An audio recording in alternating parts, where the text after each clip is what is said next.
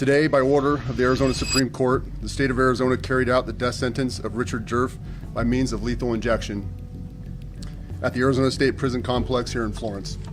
I killed them all, Richard Kenneth Djerf said calmly, as if describing a chore rather than a massacre. There was no tremor in his voice, no hint of remorse, just cold, deliberate clarity. At that moment, the full weight of his crime became clear. 4 members of a Phoenix family, gone. Inside the home they once called safe. Parents, a teenage daughter, a 5-year-old boy, each life extinguished with calculated precision. Outside, the neighborhood hummed with ordinary life. Inside, the air was thick with the stench of gasoline, blood, and terror. And as Djerf spoke, he revealed what investigators would later call one of the most methodical and horrifying acts of violence Arizona had ever seen. Welcome to Mindframe True Crime.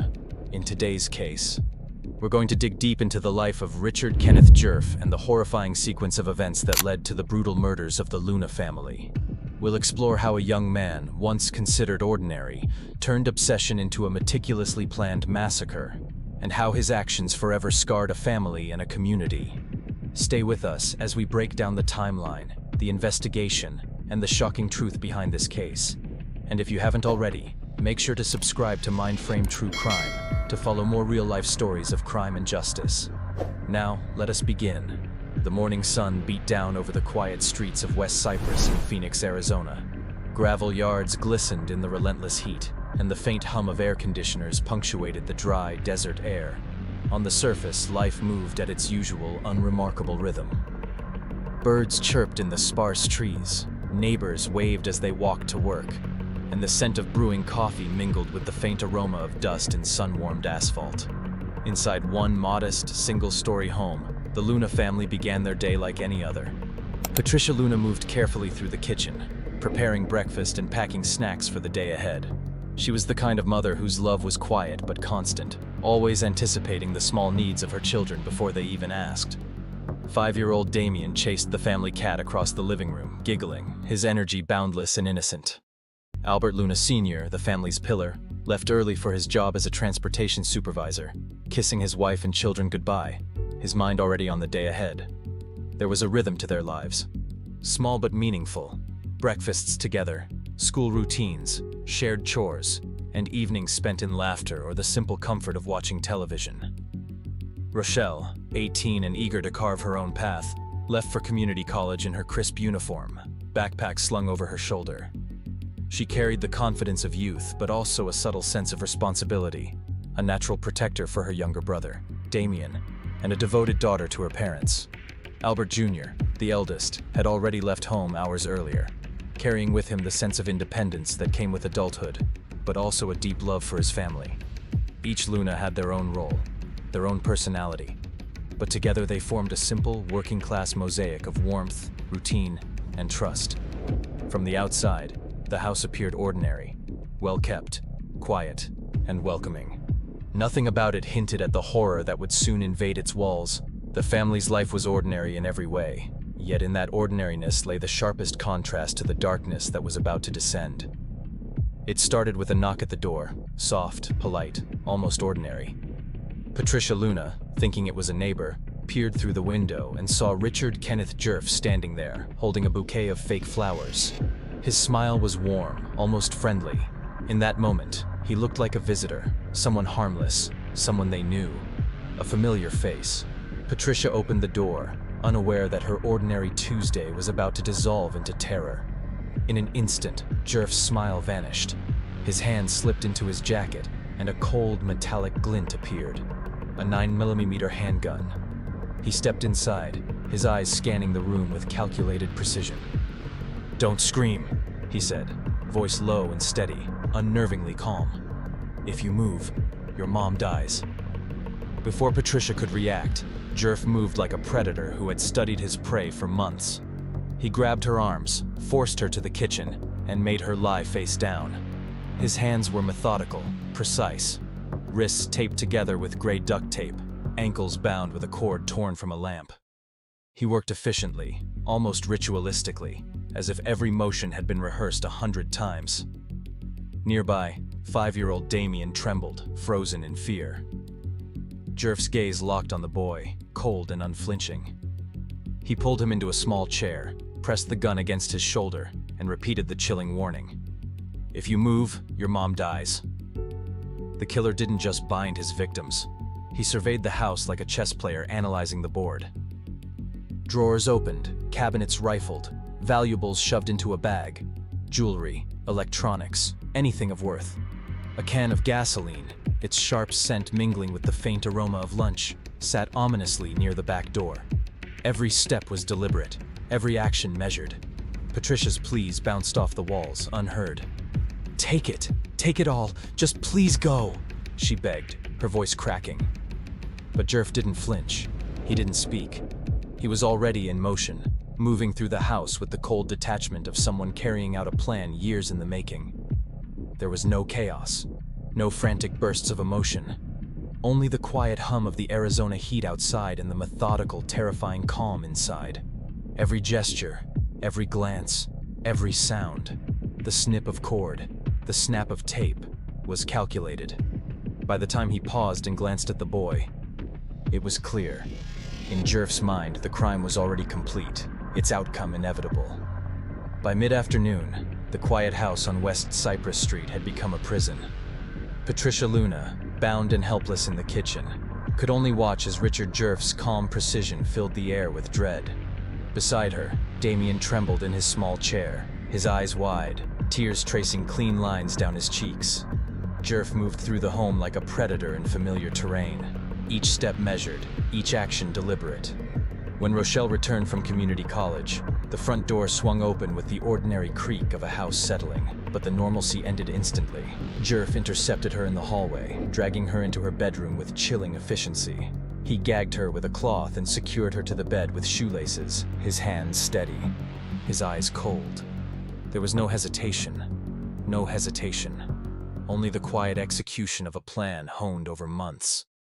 In that room, violence descended with terrifying precision. Rochelle would never walk out again, her life stolen in a moment designed to maximize control and fear. Hours later, the sound of a car signaled the return of Albert Luna Sr., the family patriarch, oblivious to the nightmare inside. Djerf met him at the door, weapon ready, handcuffs snapping into place. Albert struggled, trying to fight back, but Djerf's preparation left no room for resistance. One measured gunshot ended the struggle, leaving Albert slumped against the floor, a man rendered powerless by a foe he had once known. With Rochelle and Albert Sr. subdued, Djerf returned to the kitchen, where Patricia and Damien sat frozen, terror etched into their every movement. He leveled his weapon with the same mechanical precision, forcing Patricia to witness her son's fate before her own. In a few cold moments, both mother and child were silenced. The final act of control came in a different form. Djerf poured gasoline across the kitchen floor, igniting the possibility of fire, the idea of destruction, the finality of obliteration. A pizza box served as a makeshift fuse, a fragile torch meant to erase all evidence of his crime, but the fire never caught. The attempt failed, leaving the room filled with the acrid stench of fuel. But more importantly, it preserved the crime scene for investigators, a grim testament to Djerf's meticulous yet imperfect execution of evil. By the time Djerf walked out and closed the door behind him, the home was transformed. It was no longer a sanctuary. It was a stage, a methodical scene of terror, fear, and death. Outside, the neighborhood carried on, oblivious to the calculated horror within. A quiet world continuing in stark contrast to the violent precision that had just unfolded behind closed doors. The sun had long dipped below the Phoenix skyline when Albert Luna Jr. returned home, weary from a day spent desperately trying to reach his family. The street looked ordinary, lights flickering on porches, neighbors chatting in the evening air. But a strange pungent scent hung in the air. Gasoline. Sharp, acrid, and impossible to ignore. Albert Jr. stepped through the front gate, heart pounding, a gnawing unease crawling up his spine. The door was unlocked, the lights still on. Nothing appeared out of place at first glance, but the instant he crossed the threshold, the scene inside hit him like a physical blow. The house smelled of fuel and fear. The faint hiss of open stove burners competed with the overpowering stench of blood. In the kitchen, his mother, Patricia, sat slumped in the chair where she had been bound, her eyes forever fixed on her terrified son, Damien.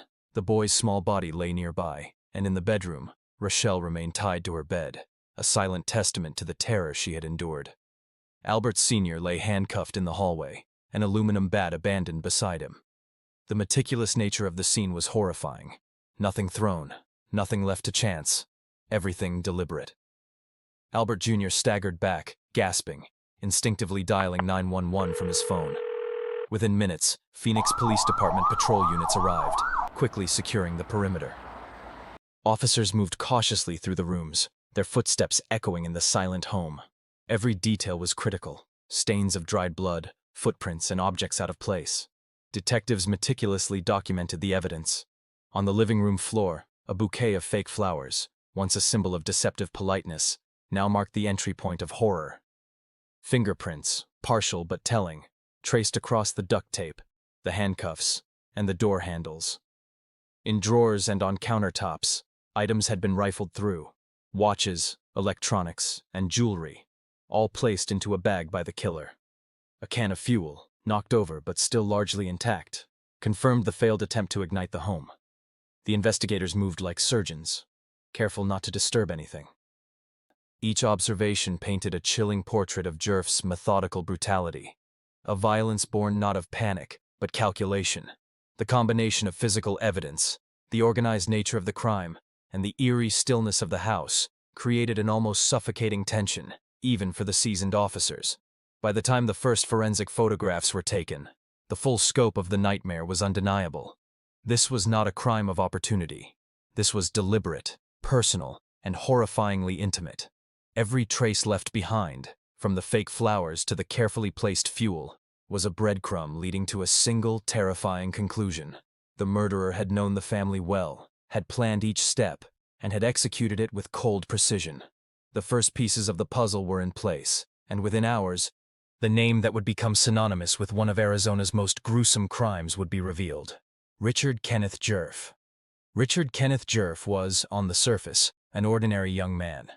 Born and raised in Arizona, he came from a working-class family, with no criminal record, no history of abuse, no apparent signs of violence. To anyone who saw him walking the streets of Phoenix, Djerf might have seemed quiet, even unremarkable. A man who kept to himself, listened to music alone in his room, and scribbled notes filled with thoughts of betrayal and imagined slights. But beneath that ordinary exterior lurked a mind consumed by obsession. His fixation centered on Albert Luna Jr., the eldest son of the family he would later destroy. Months earlier, a petty robbery in Djerf's apartment had sparked suspicion. He became convinced, without evidence, that Albert Jr. had stolen from him. That suspicion festered, growing into a festering resentment, a mental calculus that slowly hardened into something far more dangerous. In isolation, Djerf meticulously prepared for the inevitable confrontation. His bedroom became an arsenal. Handcuffs, duct tape, firearms, knives, and even fake flowers were methodically acquired and hidden. He studied the Luna family's routines, memorized their comings and goings, and envisioned every step of the plan with painstaking precision. The calm, almost mundane appearance of his preparations masked the storm building inside him, a storm that would erupt with lethal force. It was the transformation of a withdrawn young man into a cold, calculating killer that made the crime so chilling. This wasn't a spontaneous act of rage. This was a carefully plotted act of vengeance, executed with clinical detachment. Every purchase, every move, every item in his arsenal was part of a larger design, to turn perceived injustice into indiscriminate murder. Foreshadowing the horror to come, those closest to Djerf, friends and acquaintances, noticed a subtle shift. His calm demeanor, his withdrawn tendencies, now carried an intensity, a quiet edge, as though the world had betrayed him, and only retribution could restore balance. What looked like ordinary isolation was, in truth, a preparation for extreme violence. The storm was coming, and Djerf was ready. The hunt for Richard Kenneth Djerf was relentless, but precise. By September 18, 1993, Phoenix police had pieced together enough to act. Officers converged simultaneously on his apartment, his car, and the small motel room he had been using on the outskirts of the city. Every movement was calculated, every step measured, mirroring the meticulousness Djerf had displayed in the murders themselves. Inside the motel, the evidence was damning.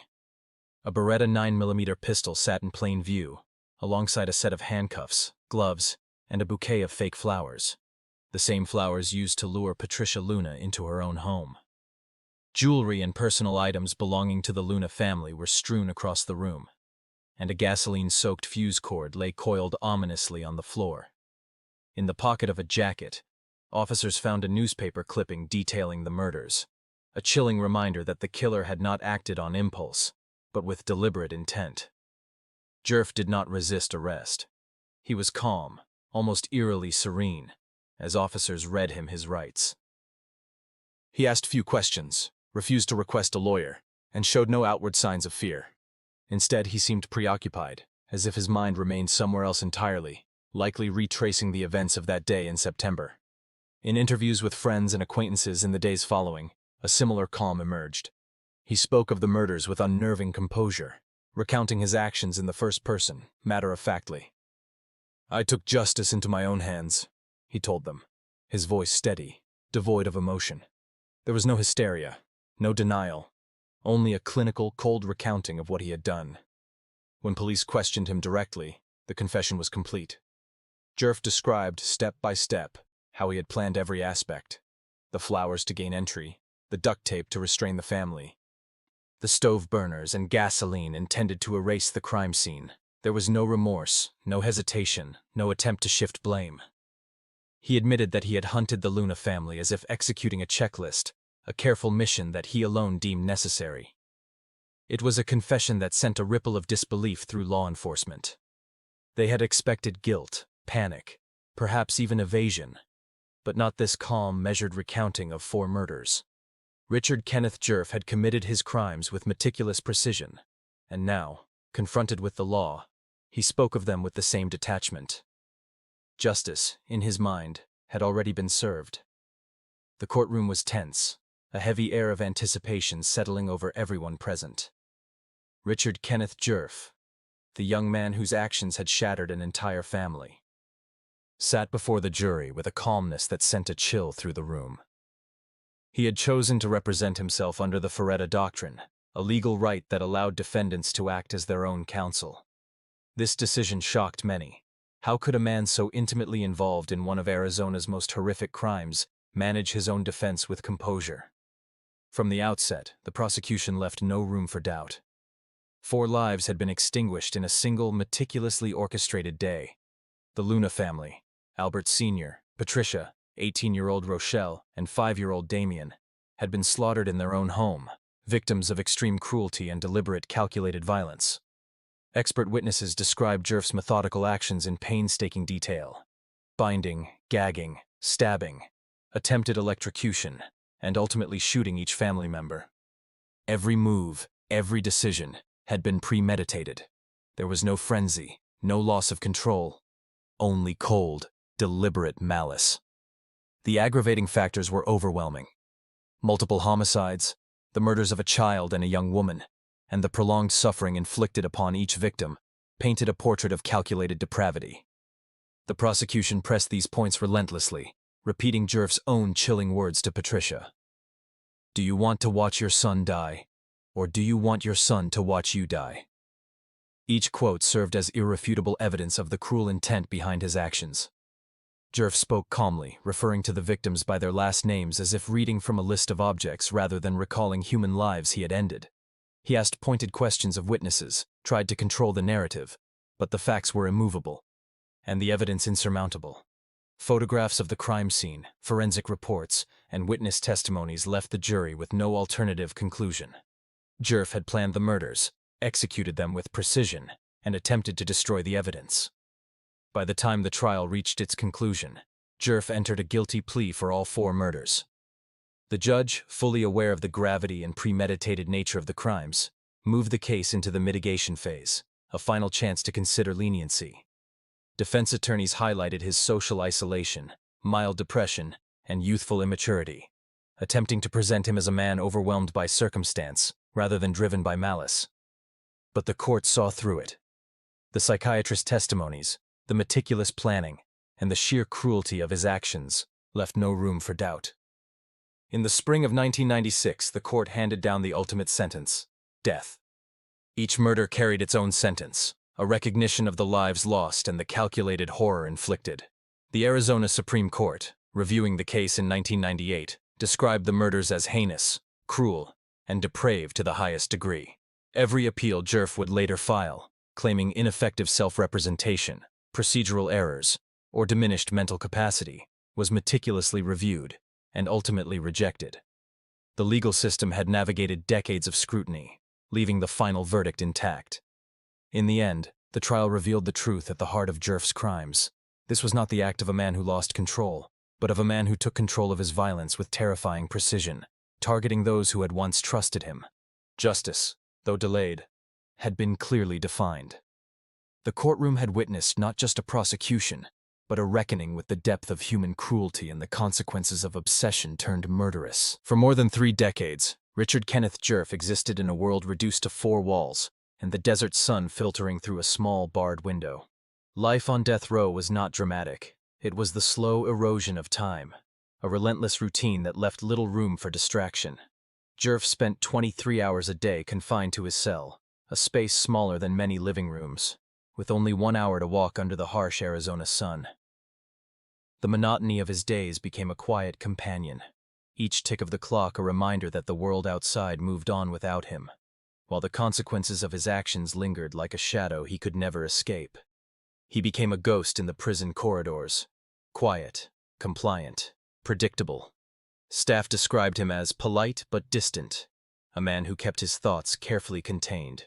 Unlike many who reacted with violence or defiance, Djerf accepted the structure imposed on him, as though each rule, each routine, was just another step toward the inevitability he had long accepted: his own death. Letters to religious volunteers and occasional visitors revealed a man resigned, but not repentant. He wrote of inevitability, of actions and consequences, of a debt that must be paid. "Every life has a price," he reportedly said in one correspondence, "and mine is due." There was no outburst of guilt, no desperate attempt to escape responsibility, only the long, quiet passage of a sentence that had begun in a Phoenix courtroom more than 30 years earlier. Isolation shaped him. Years of silence, punctuated by the occasional visitor or legal motion, transformed his world into a landscape of reflection and waiting. The long shadow of his crimes stretched far beyond the walls of Florence prison, touching the lives of those left behind, shaping a community scarred by one day of unimaginable horror. And yet, for Djerf, life on death row was a holding pattern, a slow march toward an endpoint he had long foreseen.